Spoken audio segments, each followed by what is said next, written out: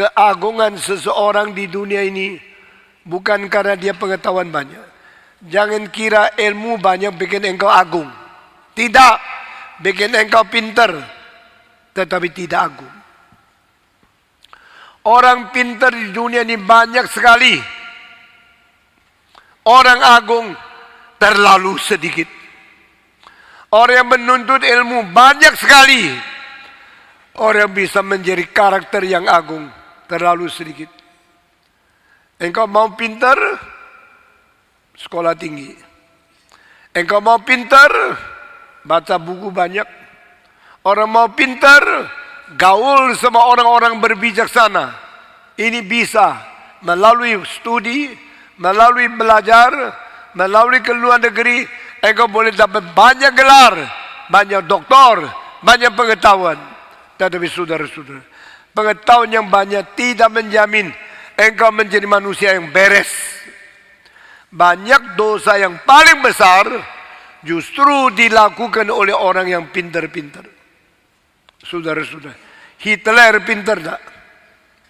Stalin pintar tak? Lenin pintar tak? Mao Zedong pintar tak? Saya jamin mereka orang yang paling intelektual, orang yang paling pintar, tapi hati mereka kebanyakan jahat. Otak pintar, hati jahat. Lebih mirip binatang, tidak mirip manusia. Manusia yang baik mirip Tuhan, bukan mirip diri dan tidak mirip setan. Dengar baik kalimat-kalimat ini. Saudara-saudara, saya beberapa malam ini tidak bisa tidur. 2 malam yang lalu saya baca sampai jam 4 pagi. Kemarin dulu sampai jam 3. Dan kemarin malam sampai jam 3 lebih 10 belum tidur. Saudara-saudara, saya mempelajari sejarah. Karena berapa tahun terakhir saya terus tertarik oleh sejarah. Saya mengetahui rahasia dari tokoh-tokoh yang paling penting yang menjabat kedudukan tertinggi menguasai dunia ini. Dan saya akhirnya menemukan ada pembesar-pembesar yang hatinya besar sekali. Seperti George Washington. Waktu disuruh, engkau lebih baik jadi raja. Engkau sudah mengalahkan tentara Inggris. Engkau sudah bikin Amerika sudah merdeka. Mari kita jadikan engkau jadi raja. Naik panggung. Engkau menjadi orang duduk di atas takhta. Dia bilang, no. I will never be your king. I am ordinary people. Ini orang besar sekali. Akhirnya dia jadikan presiden.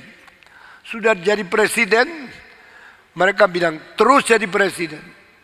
Dipaksa setengah mati. Dia menjabat presiden 2 kali. Sesuai itu mati-matian dia turun. Dia tidak mau kuasa. Dia tidak mau mulia. Dia tidak mau hormat. Dia mau menjadi orang tua yang diam-diam seperti rakyat biasa. Melayani negara. Karena Amerika mempunyai presiden pertama yang begitu agung. Maka mereka akhirnya menetapkan. Jadi presiden tidak boleh lebih dari 2 kali. Mulai dari Washington. Saudara-saudara. Jadi presiden seumur hidup mau apa? Jiwanya untuk diri. Saya kalau jadi presiden seumur hidup, saya mau apa, saya kerjakan apa. Ini menakutkan. Kalau seorang mempunyai kuasa tidak terbatas, seorang mempunyai kuasa sewenang-wenang, dan tidak diikat oleh kebenaran, tidak diikat oleh keadilan, diikat oleh kejujuran, hanya karena sewenang-wenang mau menjadi presiden. Itu kecelakaan satu bangsa. Saudara, saya mempelajari sejarah. Saya mulai tahu orang yang jahat seperti Stalin, seperti Mao Zedong, seperti Idi Amin. Semua karena kepingin kuasa akhirnya bikin negara kacau balau. Dan dia tidak peduli. Pada tahun 30-an di Tiongkok Tengah, saudara-saudara, orang komunis mengatakan itulah perkembangan paling besar. Mereka menipu. Waktu itu yang mati kira-kira 30 juta. Matinya karena apa? Karena kelaparan. Tidak ada makanan, lapar sampai perutnya masuk, kurus, sisa, daging bungkus tulang. Dan matinya itu semua karena kelaparan. tapi tidak pernah dilapor ke dunia. Ditutup supaya dunia tidak tahu. Memberitahu dunia Tiongkok hebat. Penipu-penipu duduk di tempat paling atas. Rakyat dipermainkan seperti binatang. Saudara-saudara, saya sekarang makin lama makin pelajari pemimpin-pemimpin yang tidak jujur. Saya penuh benci, saya penuh sedih. Tetapi mereka sudah mematikan begitu banyak. Mereka akhirnya matinya enak-enak.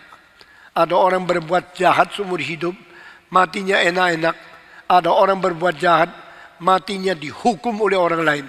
Hitler, Mussolini, semua itu matinya tidak enak karena mereka berbuat jahat. Tapi ada orang yang berbuat baik, matinya sangat sengsara. Ada yang berbuat jahat, matinya sangat enak. Ini ketidakadilan akan diselesaikan oleh Tuhan di dalam dunia yang lain.